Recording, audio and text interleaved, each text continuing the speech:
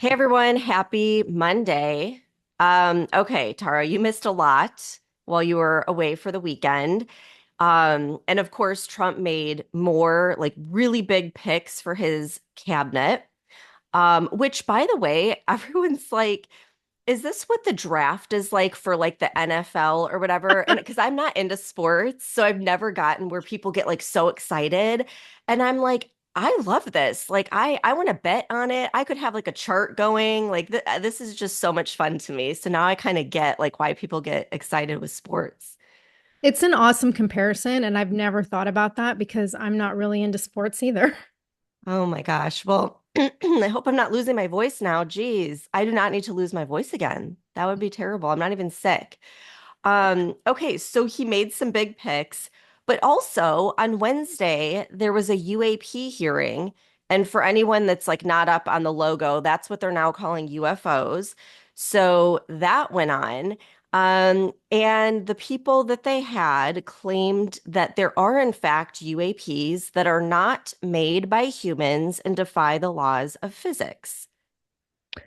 Wow. Okay. So I haven't had a chance to look into too much of that yet. My weekend was crazy and I barely looked at anything. In fact, I didn't look at anything until I got home. Good for And you.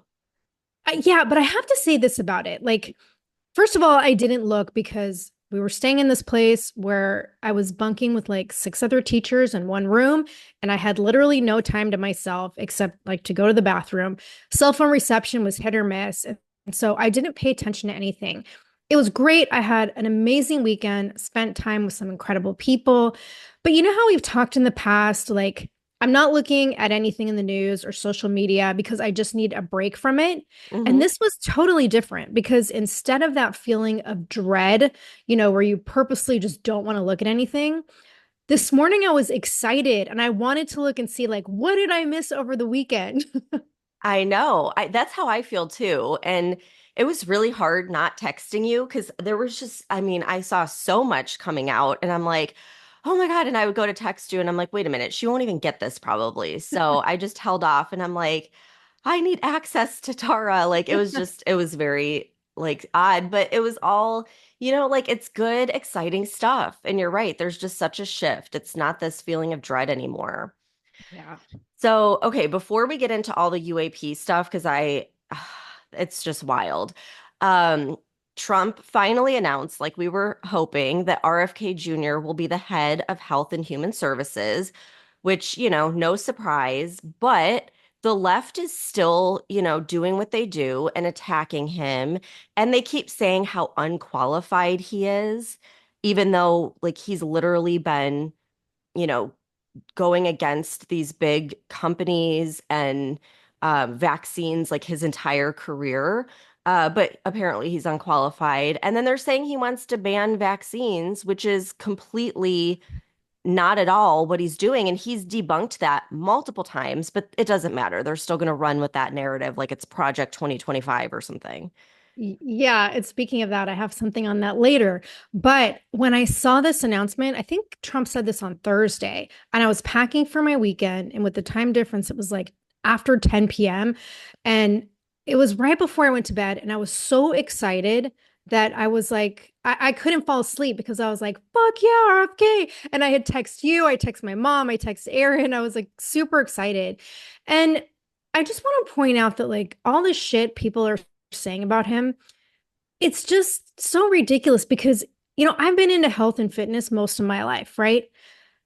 I never started like diving into how poisonous all of our, or most of our food is until we started doing this podcast.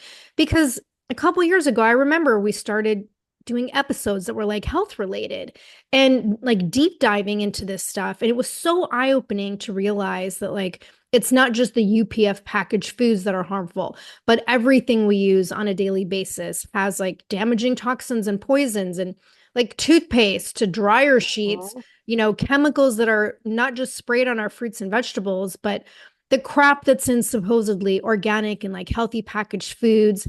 And then like living in Europe for the last year and literally experiencing the difference between the food here and the food in America because they don't have all the chemicals and additives that are still being used in the United States. That just opened my eyes even further to like how fucked up our standards and regulations are in the US.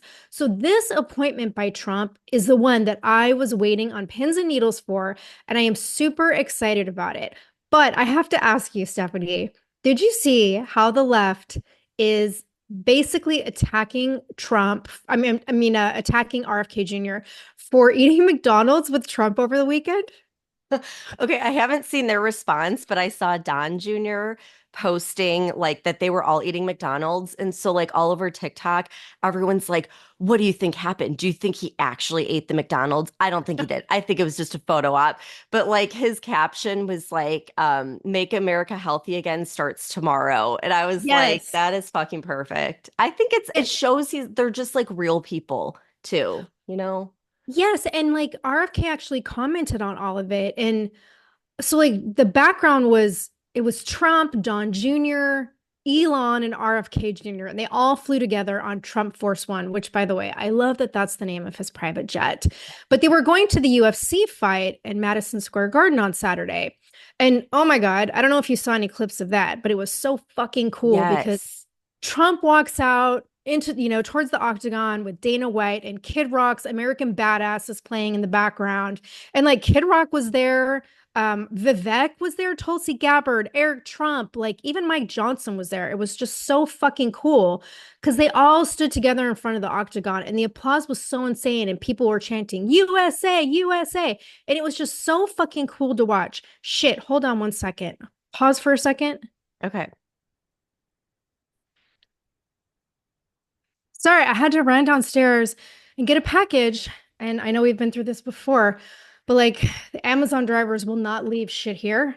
And if I don't go down and get it, I'll never get my package because they take it to some random location. So, I was anyway, hoping we were going to hear you start speaking in Czech. I was like, oh, I want to hear what you've learned. oh, I did that over the weekend, but oh my gosh, now I'm trying to catch my breath. But anyway, so it was just so fucking cool to see the response at the UFC fight. It was amazing. Yeah, another sold out Madison Square Garden event. And did you see John Jones give his belt to Trump? Like, No.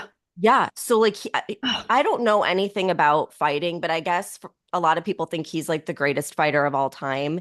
And so then at the end, like, when he's up there and they're like congratulating him or whatever, he was like, I'm so proud to be an American. I'm proud to be a Christian. I'm like so proud of Trump.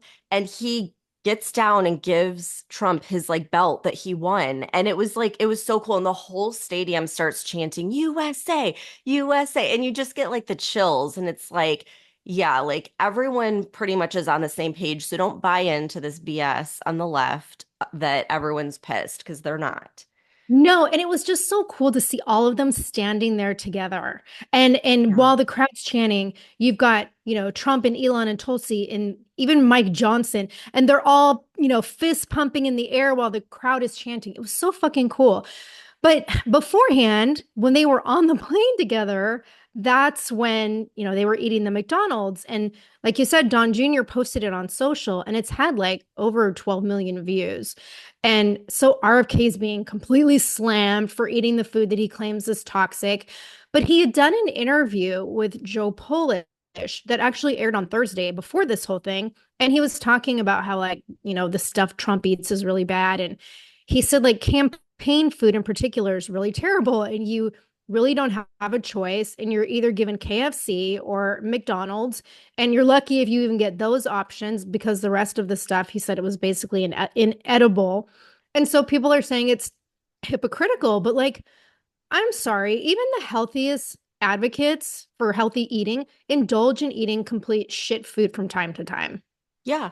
Yeah. And I've heard him talk about that. He's like, I'm not against, this type of food or vaccines even. He has said all of his kids are vaccinated.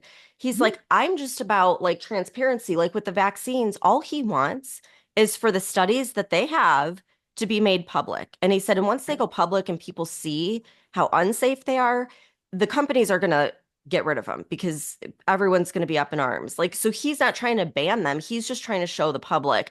But I love that he'll just like say it like, yeah, all my kids are vaccinated. I'm not saying don't get vaccinated. I'm just saying that everyone should have the facts. But I have to like, I was dying laughing. And this is like so cheesy, but I just thought it was hilarious. And there's all these people that are like stocking up on Doritos and they're like, come on, everyone, go buy the Doritos because we're about to enter Operation Dorito Delito. It's like RFK, like banning it. And I'm like, oh my God, that's awesome. But you know what's crazy is, okay, leading up to the election, everyone that I saw on like Instagram, and I always judge Instagram because most of the people that I follow or that follow me are like women that are a little Mhm. more left leaning, right? And well, I shouldn't say most of them. Like there's a handful of them that are left leaning, but they post a lot. And they were all very supportive of RFK and, being healthier and everything else. Now, after the election, it's like everyone's attacking him and they're like repeating the like mainstream media points that like he's unqualified. And what's crazy to me is they're attacking other women. Okay. So the women who are pissed that, we're quote unquote losing women's reproductive rights, even though that's all bullshit, are then attacking women for using their right to vote and have an opinion and like literally like trying to destroy them for having any opinion separate from their own. And the reason I bring this up is because Kathy Heller, who's like a big podcaster, she's friends with RFK. And I mean, this is known, it's not a secret. And so when he got picked for Trump's cabinet, she posted something like, congratulations, he's such a good person. I know him personally, blah, blah, blah. And oh my God, in the comments, they were all like attacking her and they're like, we're not going to listen to your podcast anymore. All because she simply said, like, congratulations, RFK. My That was God. it. And I'm just like, that, fuck that. Like, this is why I hate Instagram and just don't even hardly go on it anymore because I feel like lately it's just filled with hate. And like the people that, are more positive, I feel like they're tuning out and they're just not even posting anymore. So, anyhow, didn't mean to get Well, us off on a tangent. no, but speaking of which, like I was happy to see that he is getting some support from the left because I don't know if you saw Colorado Governor Jared Polis. He actually posted on X that he was excited for RFK Jr. to get in there and like shake up the HHS and the FDA. And he was like super positive and supportive about it. So I'm glad that there are at least some people on the left that are like, hey, this is actually a really good thing. Yeah. Well, and I feel like the fact that Trump, so the next pick, okay, is more controversial because it's Matt Gaetz for Attorney General. I feel like by doing that, like the two of them side by side, it kind of takes some of the heat off of RFK Mhm. because everyone like hates Matt Gaetz in DC. Like he's made so Yes. many enemies because he bucks the system. Like he's so like for Trump and he, for example, does not take any money from lobbyists. So he's like not part of the swamp whatsoever. So they all hate him and they're going crazy. Um, and so, of course, like the same thing they're saying about RFK, they're saying about him that he's unqualified. And I don't know if they're saying that because he's like on the younger side or what. But the other thing they're bringing up are these allegations that came, I think, in 2020 or 2021 around him sex trafficking a 17-year-old girl. Oh, in 2021. Okay. So, of course, like at the time, I remember when this came out and like the media was completely smearing him. And I'm ashamed to say, like, I judged him. Like, I was just like, oh my God, like another perv in DC, big surprise. Well, in 2022, the DOJ dropped all investigations without ever like actually indicting him for anything. And I guess it's because they couldn't find any sufficient evidence to prove these allegations. And there were concerns about the reliability of the key witnesses. So, like looking back, I mean, clearly this whole thing was an attack by the DOJ to discredit Gaetz and influence public opinion. And it's like you look at the timing of it, at the time that they made these allegations against him, he was very outspoken against the DOJ. He was very outspoken about Hunter Biden's laptop. And then he was also going after big tech. And I mean, we covered on this podcast a lot of the hearings where he sort of led the charge. And I mean, he is hardcore. Like he pisses off a lot of people. He also openly attacked Attorney General Merrick Garland. And so it's like, looking back, I kind of see like what a coincidence when he's going after all these key players, these fake allegations are brought up against him with no evidence. He was never indicted, but it doesn't matter because they were able to smear him in the media. So people don't really know. And they just think he's like a bad guy now. And they're still using that against him, which is bullshit. Well, from what I've seen, it looks like there's actually a lot of Republicans in Congress that are freaking out about him being selected.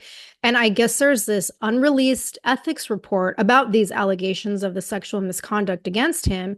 And it was done by the House Ethics Committee. And there's a Republican Senator, Markwayne Mullins, and he's leading the charge to have this report released to the Senate. So on Friday, House Speaker Mike Johnson said that the Ethics Committee should not release the report. And he basically said, like, as a Speaker of the House, I don't have authority to stop it from happening. But he said something like, it's an obvious point and they don't want to go down that road, whatever that means. And apparently the lawyer for the girl who was reportedly, the victim in this alleged sex trafficking case is also calling for the report to be released. Interesting.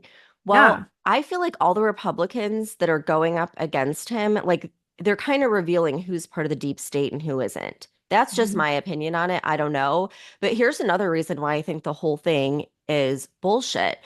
So my friend went to high school with Matt Gaetz, wasn't friends with him, knew who he was, but like literally had no connection to him other than they went to the same high school. When all this was going on, she gets a phone call from an investigator that wants to ask her questions about Matt Gaetz. And she's Whoa. like, if they're literally calling people that went to high school with him that had no, she's like, I didn't date him. I wasn't friends with him. I wasn't even at a party with him.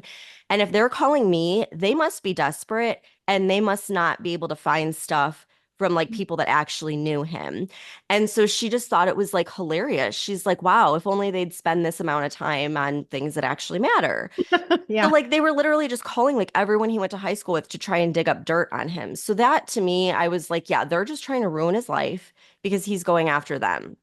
And then I heard, I don't know if you probably didn't listen to Megyn Kelly's episode where they were talking about it because you were gone, but she had a few guests, and this one guy was like, Trump should have saved his political capital for something more important than Matt Gaetz. And he should have picked someone that's, more middle of the road. And I'm like, this is why Trump got elected. People do not want middle of the road bullshit anymore. People want the deep state gone. People want Trump because he's Trump. And picking someone like Matt Gaetz, who's personally been attacked by the DOJ, I understand why Trump did it. Like Trump was attacked by them, Matt Gaetz was attacked by them. So like you're going to pick someone that you trust who has gone through the same thing Trump's gone through. So I say like go for it. Keep picking controversial people because that's what the American people want, and it's crystal clear with how many people voted for Trump that that's what they want. So it's just annoying that people are like, "Oh, he should do the same things that everyone's always done and pick people that aren't controversial." And it's like, no, no one wants it anymore. People want Trump because he does shit like this. So bring on Matt Gaetz. That's my opinion. And that's Um, why we're so excited about this. Like, it's a fucking pick for an NFL team. exactly. Exactly. So, you know, we'll see what happens because they're all talking about like not confirming Gaetz. Mhm. And if Republicans hate him as well, like he might not get confirmed.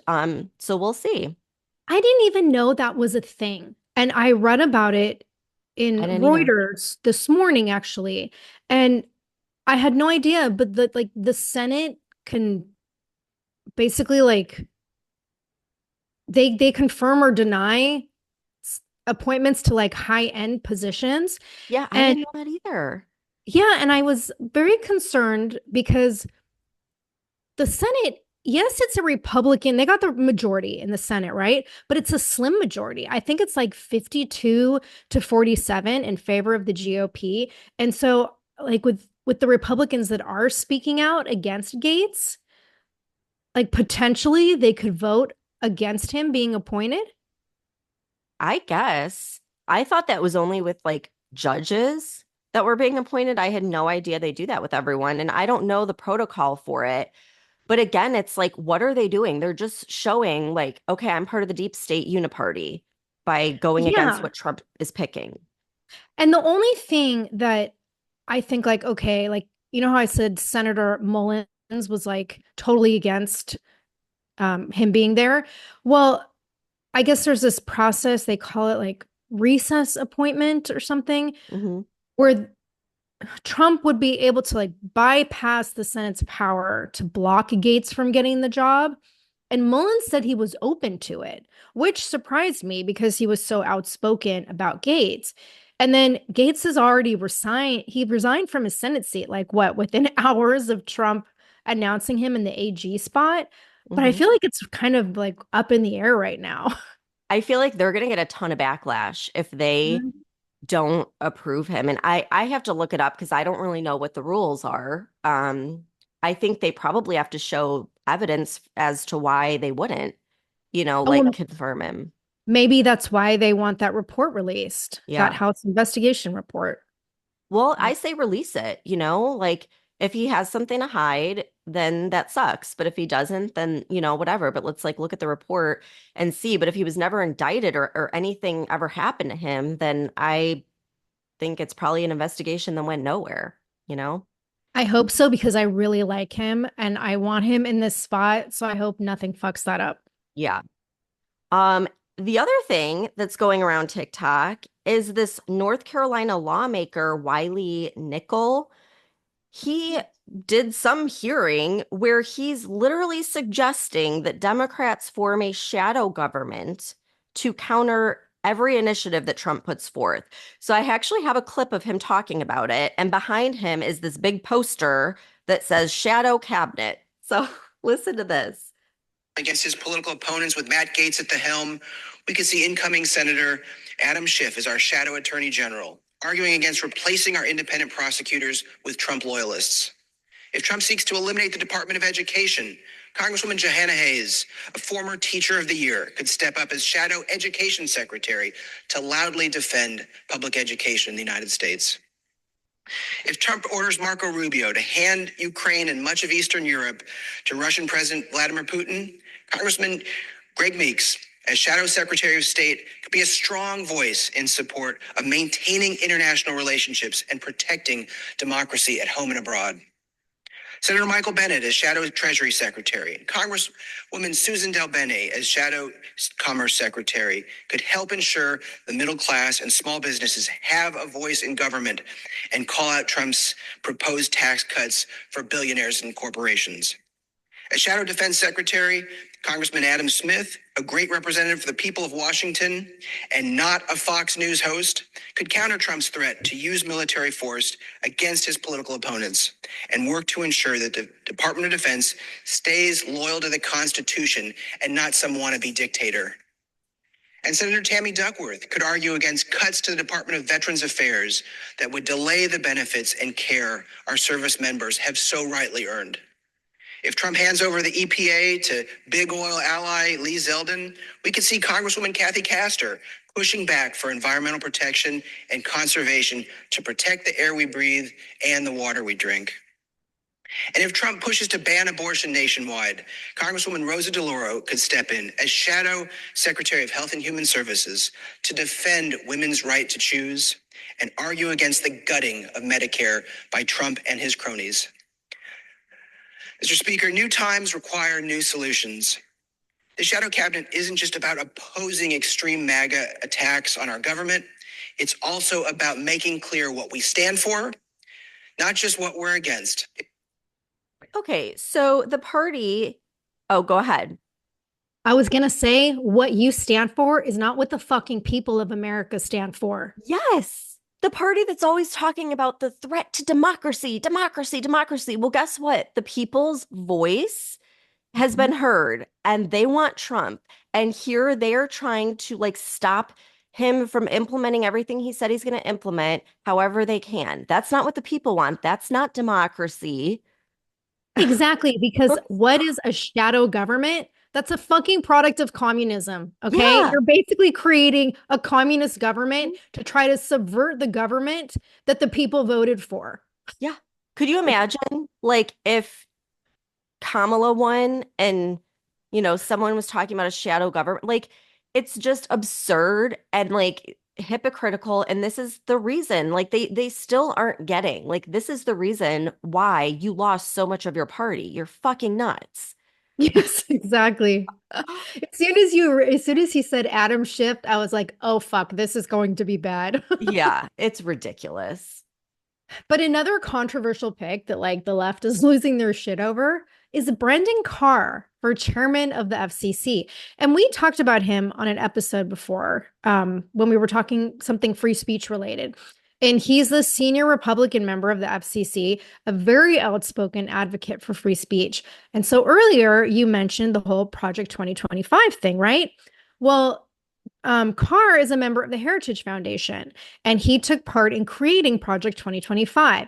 And so now the MSM is like, see, Project 2025 is Trump's, and now he's hiring people that are going to institute Project 2025 in government. And so House Democrats were calling for an investigation into Carr, and they were saying that he was engaging in partisan activities because he's part of the FCC, but then he wrote this FCC section for Project 2025. But I guess he got approval from a bipartisan FCC ethics committee beforehand to do this like as a personal thing. So the investigation is going nowhere.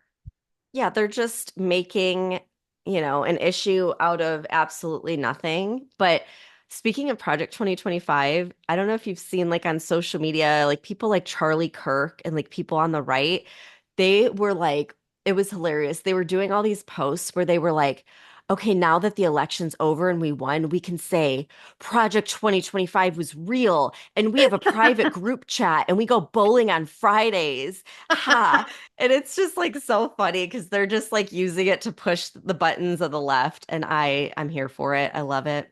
That is awesome. I got to look up some of those.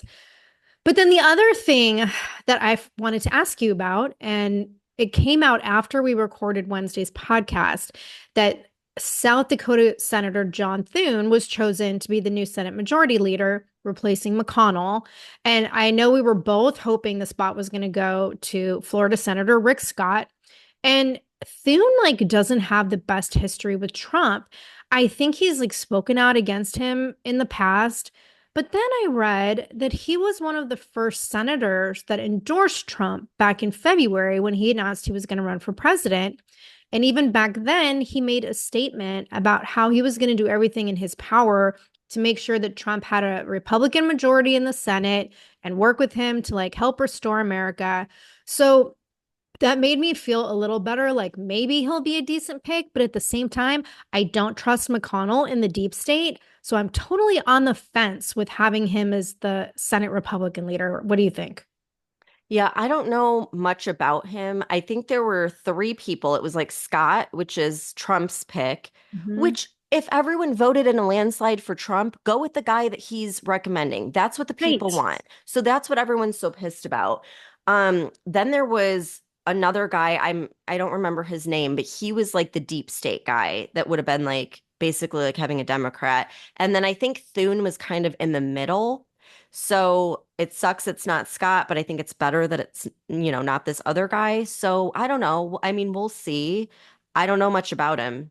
And that's strange that I don't know much about him considering how much we cover politics. So for Right. him to be the majority leader, I'm like, yeah, okay, you haven't really made a name for yourself, I guess, in Yeah. the public at least. I don't think we've ever mentioned him when we talk about the clown show Congress and all the shit show stuff they've done for the last 4 years. Yeah. So I don't know. We'll see. I mean, I'm keeping my fingers crossed, but I think it's bullshit that they didn't go with Scott. Yeah. That's clearly what everybody was hoping for. Um, okay, so we got to get into the whole UAP thing. All right, so this was on Wednesday. It was the House Committee on Oversight and Accountability. And the hearing was called Unidentified Anomalous Phenomena Exposing the Truth. So like everyone's talking about this on TikTok, like, oh, it's the moment of disclosure. Wait, I have to ask. Did it change again? Like, wasn't it unidentified aerial phenomenon and now it's anomalous? Yes. Okay. Yep. I can't keep up. Uh-huh. And we'll get into it because it's now the focus is kind of shifting from space to the ocean and like Okay. underwater anomalous phenomena, whatever. But yeah, it did change again. So I want to play a clip of Nancy Mace. She opened up the hearing, and I think it gives a little more context around like the whole purpose of why they decided to have this hearing. This hearing is intended to help Congress and the American people to learn the extent of the programs and activities our government has engaged in with respect to UAPs and what knowledge it has yielded. This includes, of course, any knowledge of extraterrestrial life or technology of non-human origin.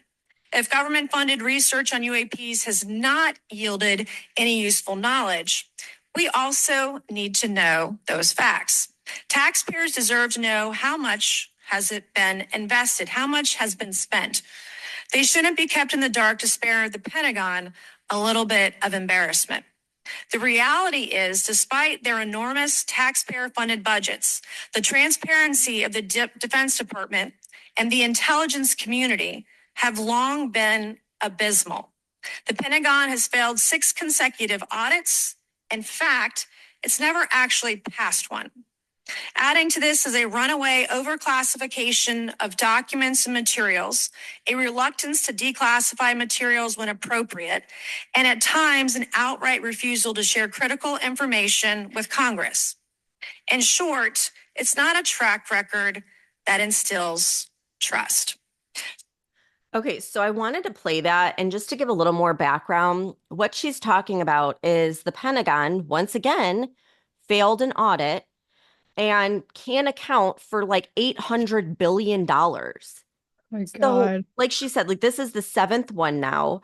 And then their answer to it is, oh, well, don't worry, we're working on it and we should be able to pass an audit by 2028.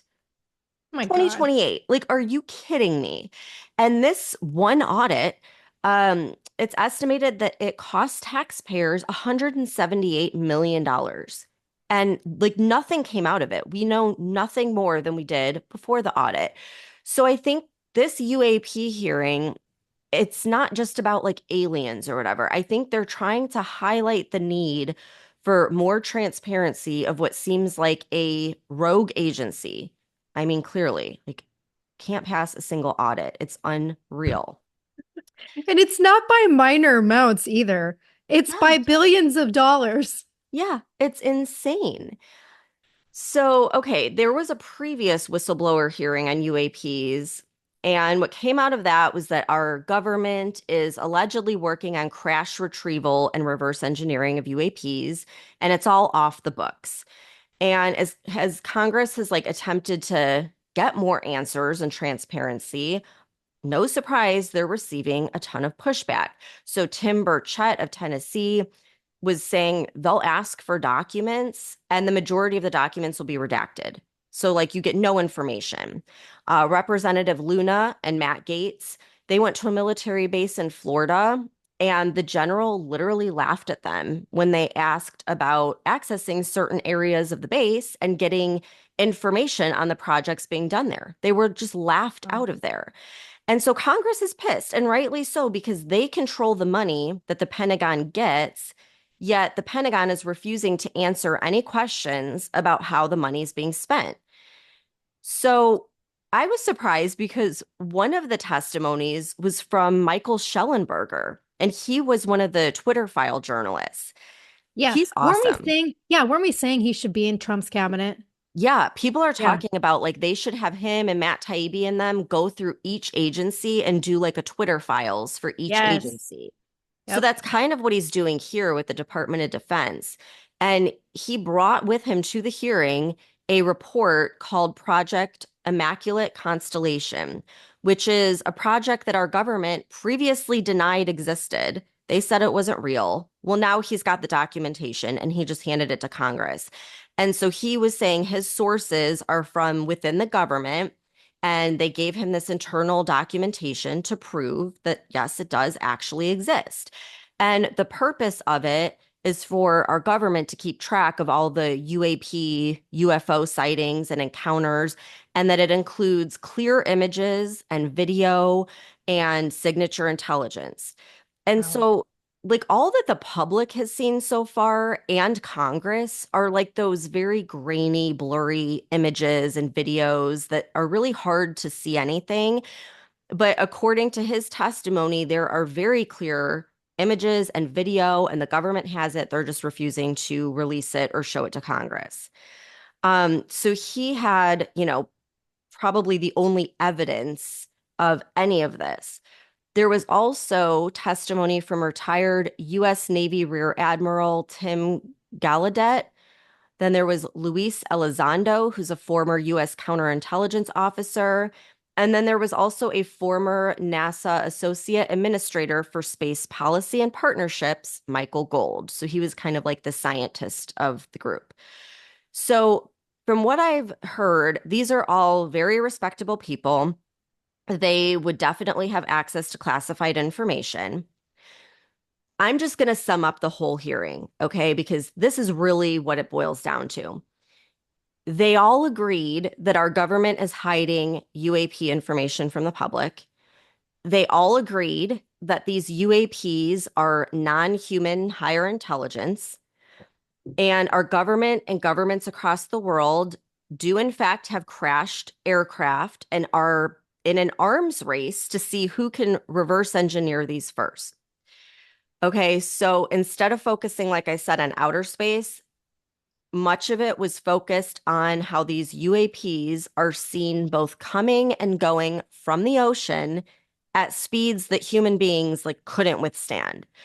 So the conspiracy side of TikTok is going wild over this.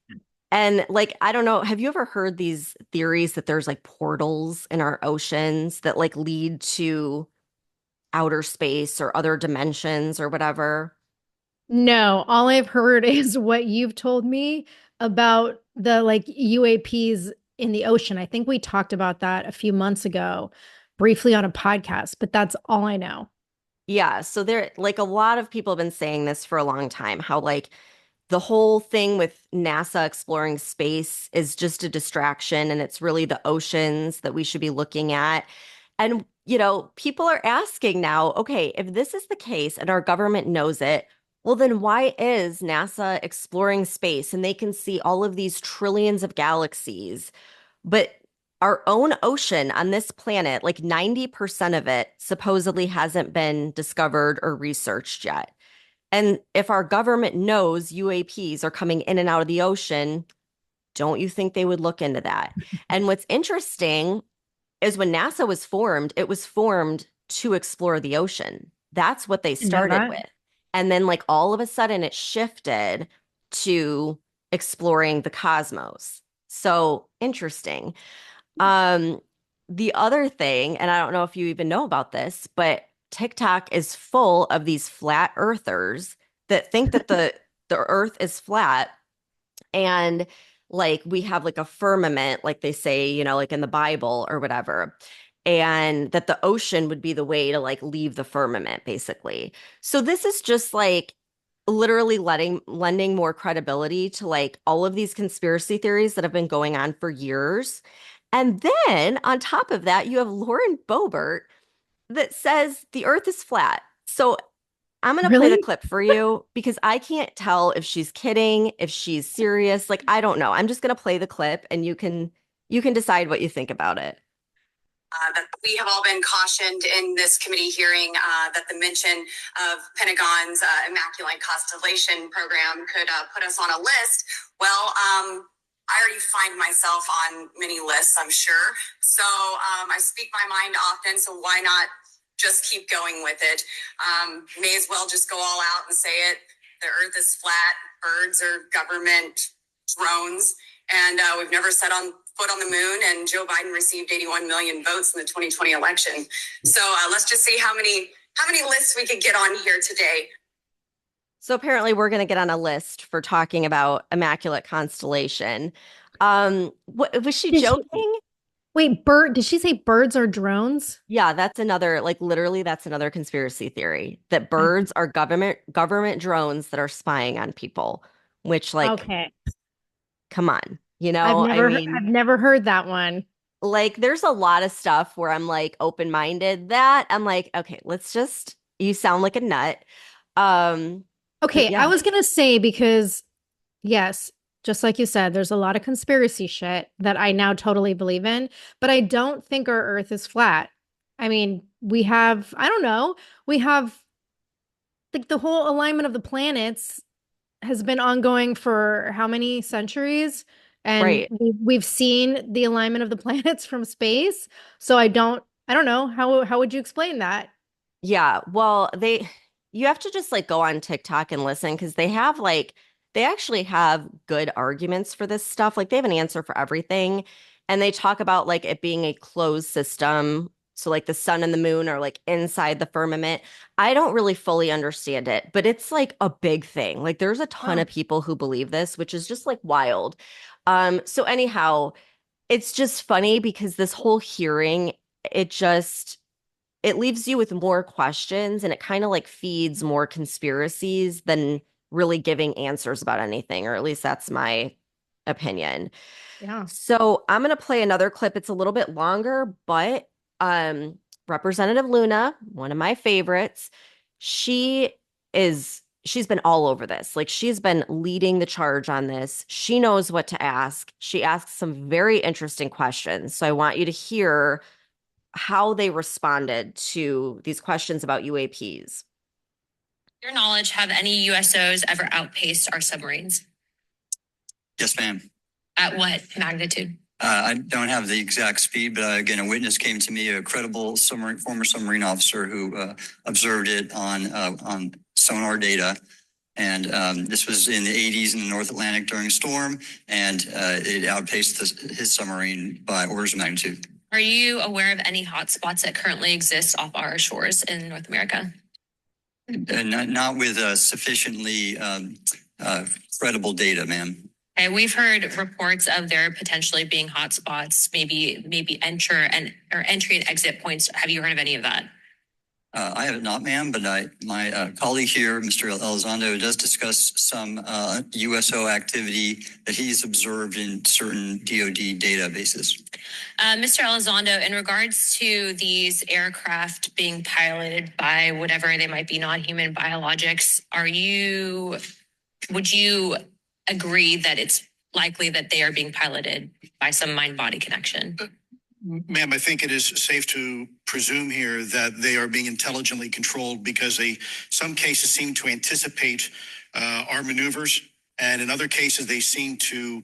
I came across an email where the word "stalked" was used in a very secure email between Navy officers discussing their ships being pursued by a UAP. In our previous panel, we had Grush, and he had testified to say that some of these were interdimensional beings. Can you speak on that at all? Ma'am, I'm not qualified, certainly as a scientist or otherwise, to speculate points of origin.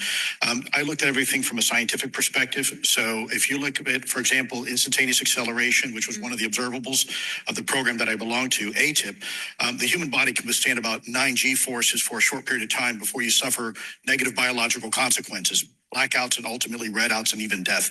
Comparison, our best technology, the F-16, which is one of this older platform, but one of our most highly maneuverable aircraft, manned aircraft, made by General Dynamics, can perform about 17 or 18 G forces before you start having structural failure, meaning that the airframe begins to disintegrate while you're flying. The vehicles we're talking about are performing in excess of 1,000, 2,000, 3,000 Gs. So would it be safe to infer that they're living craft? I'm not prepared at this point to state for the record is something alive or not, because even that definition is, there was a time in science where we thought that life required oxygen, and we now know that's not true. There are anaerobic bacteria that thrive in oxygen environments that lack oxygen. And so also same with photosynthesis. When I was in college, it was told everything is derived from photosynthesis as a form of energy. In reality, that's not true. There are things that live off of chemosynthesis. So we're constantly having to reevaluate our understanding of what the definition of life is. Do any of you ever come across reports from people that claim to have firsthand experiences with these entities, whatever they might be, or these aircraft, and then as a result, whether or not they're religious, find that these things will automatically disappear? Anyone, this is open to any of you on the panel. So just real quick, because I'm running out of time. Lou? Ma'am, I've always been a nuts and bolts kind of guy. When I was at ATIP, I was focusing more on the performance characteristics and less on the potential occupants. Okay, the reason I ask is because it seems like, just based on our conversations, that we've had people that say that there are good and bad of whatever these things are. And so my concern from a national security perspective is A, that true? B, are you guys hearing the reports of that? And C, I think moving forward in regards to technology, Mr. Gold, if you can answer this real quickly, some of these aircraft, it seems that they are operating off of energy that we don't currently have. But just yes or no, in your opinion, if we were able to obtain that, would that impact humanity for the better or negative? Would certainly save us some money on funding on Artemis. Definitely. And this is a national security issue, that if there is such technology out there, we're not the only country that might have access to it. We don't want to be on the wrong end of technological surprise. Okay. Thank you guys for your time. Okay, so a lot going on there. Luna's been very in on what's going on. So a lot of what she's referring to is there's people that have said that these aircraft are not actually aircraft, that they're like beings, that they're like interdimensional beings or something, and that's how they can defy the laws of physics and everything else. But this part of the testimony is where, along with like the whole flat earth thing, a lot of people don't think we actually went to the moon. And so this testimony, people are playing all over TikTok because they're like, okay, if human beings and our aircraft that we have can only withstand 18 G forces before disintegrating, then how the fuck did we go to the moon? You know, like, and then in addition, the NASA guy, he was the guy speaking at the end. It cut off, but at the end of that testimony, he said basically that NASA needs more funding so they can, quote, beat China to the moon and maintain our presence in lower orbit, end quote. So again, everyone on TikTok is like, what the hell do you mean beat China to the moon? Didn't we beat them there in the 60s? And so it leaves like all these questions, and it feeds all these conspiracy theories that like, yeah, maybe we didn't go to the moon. Maybe the earth is flat. Maybe these aren't extraterrestrials, but maybe they've been here all along in our oceans. And so it's like, all I can say is TikTok's going wild if anyone wants to check it out. Like, it is, every conspiracy theorist is like, I told you so kind of thing, which is wild. Okay, wait. You know how we talk all the time about how like movies are basically conditioning us for reality?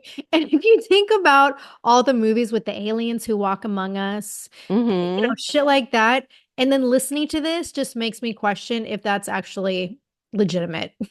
Well, that came up where they were like, yes, like, you know, that could be. And then, okay, this is the other thing that people are going crazy about on TikTok. There was this guy sitting behind the guys that were giving their hearing or their testimony. And everyone's like, tell me that is not like the leader of the aliens, because this guy looked so bizarre. Like if you were like, yeah, that's an alien in disguise, I'd be like, yeah, I could see that. Because he just like his eyes and everything looked so bizarre.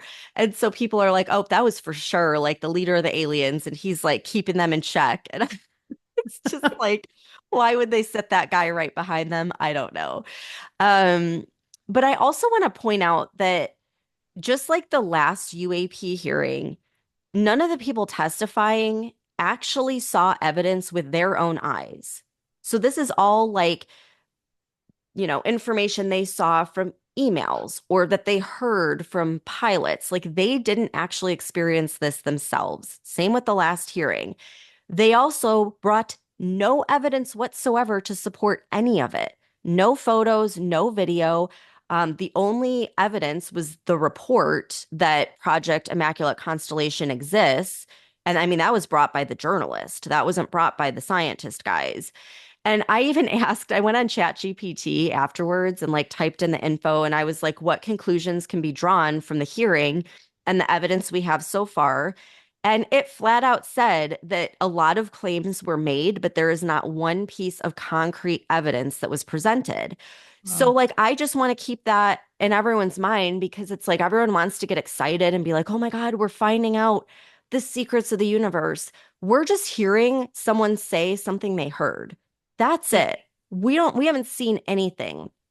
And another thing that I thought was odd was that they were all questioned, were these UAPs made by our government? And they all said no. Right after that, they were asked, were these UAPs made by private contractors? And every single one of them said they can't talk about it in an unclassified setting. So Hmm. that leads me to believe that, yeah, these UAPs probably are made by private companies like Lockheed Martin and those, all the different companies that work with our government. And maybe our government is funding it, and maybe that's where the missing money is going, but it's not technically our government engineering them. So they can like confidently say, no, it's not our government, but they won't answer the private contractor question. And then, like, if that's the case, though, then why are they all testifying that they believe that it's non-human higher intelligence? It's Right. like, which is it? Is it aliens that are working at these private contracting companies? I mean, what the fuck? Like, so it just, again, it leaves you with more questions than answers.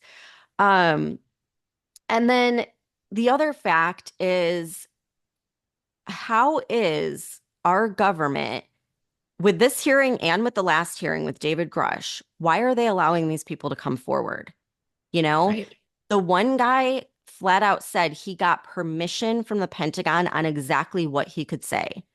So, like, could it be that they're just feeding us a narrative? Like, Mhm. if this was a true, like, whistleblower thing, like, look at what happened to the Boeing whistleblowers, right? Like, why are they letting these guys come forward? Our government, at least the government we have in power right now, does not allow us to know anything that they don't want us to know. And it's been Exactly. that way historically as well. Yeah. So I don't believe that anything that's revealed in most of these hearings, like it's all part of the show. It's all part of the Hmm. theater performance. Yeah. And like, look at the timing. So the Pentagon fails the audit again. They're Mhm. getting all this heat from Congress. So could it just be that, they were caught spending money on secret projects? So they're like, okay, we got to give them something. So we're going to give them Right. just enough information to get them off our backs, but not enough to truly know what the hell's going on. Yeah. So I don't know. And the fact that the guy admitted, like, yeah, he asked the Pentagon, and that was what David Grush said too, that they got permission from the Pentagon. So clearly the Pentagon is like feeding the narrative? Um, I don't know. I just think it's either to get Congress off their backs and cover all the unaccounted money, or it could be like a big distraction from something else that's going on. It's like, oh, Trump gets elected, let's bring out the aliens. Yeah. I mean, I don't know. I don't know what to think. Or it could be Project Bluebeam. Do you remember like when I brought this up? God, it was probably been like a couple years ago. And we Yeah. were laughing at it. Like we were literally laughing because it just sounded so absurd.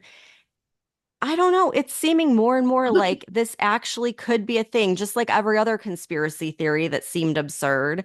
Mhm. Um, And so, to catch everyone up to speed, Project Bluebeam was brought forward in the 90s by this journalist named Serge Monast. I don't know if I said that right. Maybe Sergey. Sergey. Serge. I'm Maybe. going to call him Serge. No, Sergey. So he said that NASA and the UN would use advanced technology that we don't even know exists to fake an alien invasion. And this would be a way to create a one world order under a totalitarian regime, kind of like what the World Economic Forum has been peddling for years now. And so, step one would be convincing people that an alien invasion is imminent. This is literally what everyone's talking about now after this hearing. Step two would be making Christians think that the rapture is about to take place. They already think this. It's all over TikTok. Like literally every day people are posting about this. Step three would be NASA using this advanced technology to infiltrate every device from like TV to phones and computers to basically come to the rescue and like propose a plan to unite the human race. And then by doing that, they're going to like switch over to like cryptocurrency and a one world government. And it's all going to happen out of fear of this alien invasion. This sounded so crazy a couple of years ago, but I'm like, the first two steps, check the box. They are completed. People are on board with that. Step three is going to be NASA like coming to save everybody. And it just, I'm like, oh my God, is this why all of a sudden our government's letting this UAP stuff go public after literally decades? I mean, Yeah. decades of having this information. It's like, why now? I don't The know. $1 million question. Yeah. And the other thing is like, after I looked at Project Bluebeam, um, I looked at Project Blue Book because I was talking to my mom the other day. She's like, no, that was from back in like the 50s.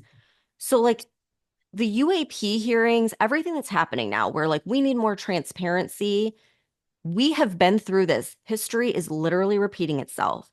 So in the 50s, Project Blue Book was the code name for the systematic study of unidentified flying objects by the United States Air Force from March 1952 to December 1969. Was this around the same time as Roswell? I can't remember when Yes. Roswell happened. Yeah. Okay. Yeah. So, everyone's like demanding answers. So they did like their whole hearings and everything else, just like they're doing now. And the conclusion from Project Blue Book was number one, no UFO reported, investigated, and evaluated by the Air Force was ever an indication of threat to our national security. Number two, there was no evidence submitted to or discovered by the Air Force that sightings categorized as unidentified represented technological developments or principles beyond the range of modern scientific knowledge.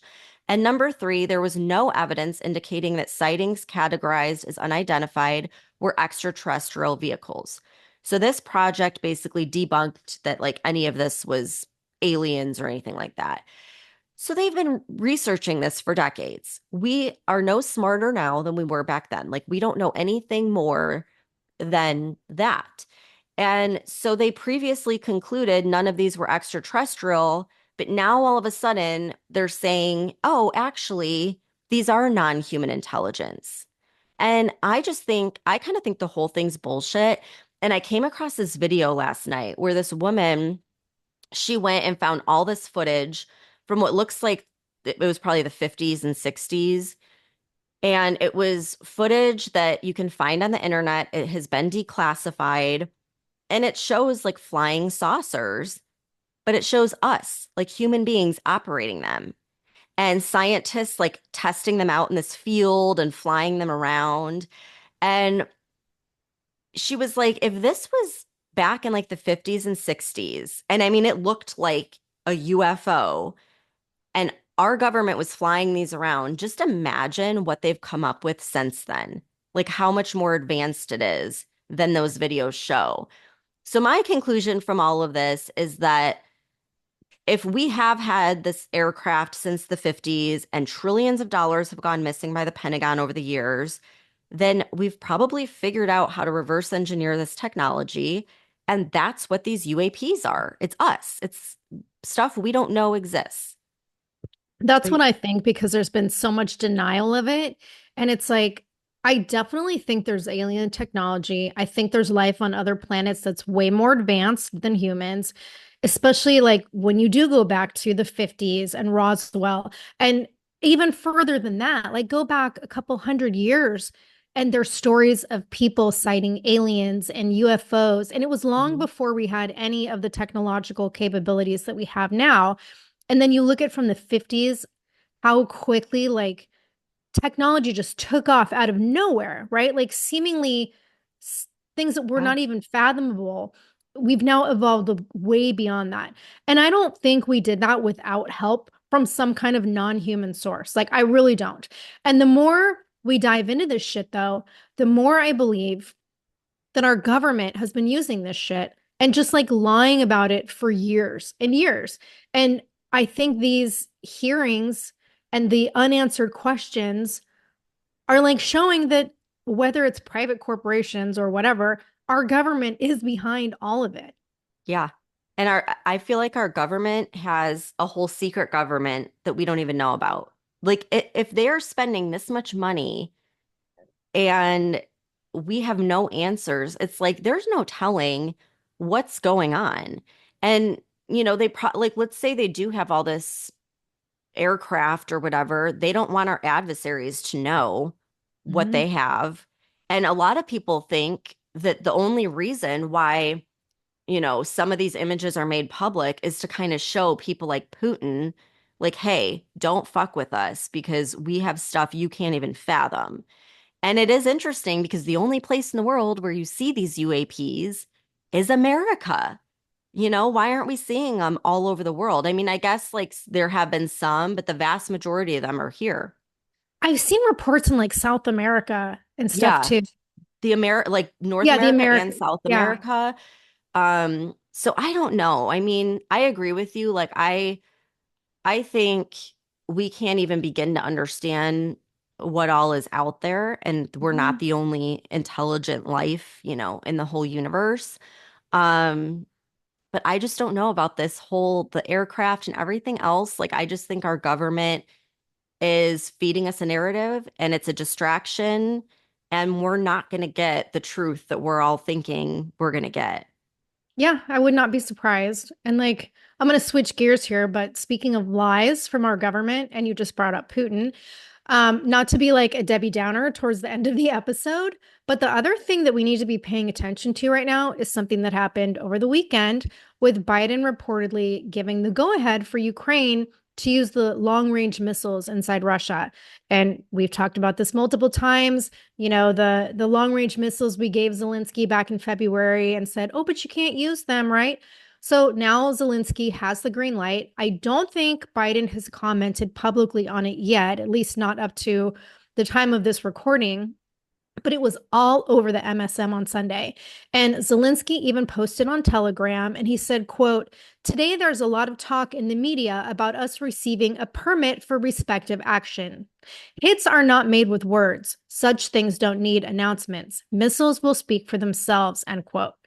So, like, this is potentially some really scary shit. We even have outspoken Democrats that are saying this is bad news and that Biden's basically using like the last couple months of his presidency to try and blow up the world. And I haven't seen a response from Putin yet, but you have senior officials in like Russian politicians that are calling this a serious escalation and a big step towards World War III. And from what I read, like Britain and France haven't given the approval yet for Zelensky to use long range missiles, but they're being pressured to do so. And Stephanie, the G20 summit is taking place this week in Brazil. And one of the top items on the agenda at the summit is like shoring up more support for Ukraine. And especially with Trump getting elected, I mean, there's a very valid concern that they're going to try to start World War III before he even gets into office. I feel like this is the left throwing a temper tantrum. Like we didn't Yeah. win. Okay, fine. We're going to blow up the whole world. But it's like, it's just ridiculous. And then why would they announce that? Like, I almost think they're doing that to try and push Putin to do Mhm. something. You know Right. what I mean? Like they're trying to instigate something. The only thing that gives me hope is that Trump has spoken to them and is probably actively speaking with them, especially after this, along with like every other world leader that's reached out to him. And I think he probably has things kind of settled. But I did hear this morning, and then I also saw a press conference with Antony Blinken where he was basically saying how we are going to just dump like all the money they want in Ukraine between now and the time Trump gets in. Like Yeah. some like $8 billion or something that we're just going to dump over there in the last couple months while Biden is president. Like what the fuck? It's just a clear sign that our government does not give a fuck about the American people. Yeah. I mean, they're just outright saying it. It's so fucking shady. And this is totally unrelated, but because we're talking about the government and money, I just wanted to bring this up because I read it this morning. We don't hear anything about Kamala now. She's just kind of disappeared from the surface of the earth. But there's still that outstanding question of like the what is it, $20 million in debt from her Yeah. campaign. Well, I saw this morning that her campaign spent over $24,000 on food delivery services and ice cream. From like ordering Uber Eats and DoorDash for her staff and going to ice cream parlors, which is fucking insane. Oh, I'm not surprised though. I am not surprised. It's like mind blowing. I mean, how do you blow through $1 billion and then have a Mhm. turnout like that? Like, Right. it's shameful. Yeah, we're probably never going to hear about what happened to that extra $20 million, but Nope. whatever. Well, we'll keep everyone posted. Now I'm a little concerned, but yeah, hopefully that gets everyone up to speed for now, and we'll be back here on Wednesday. Thanks for tuning in.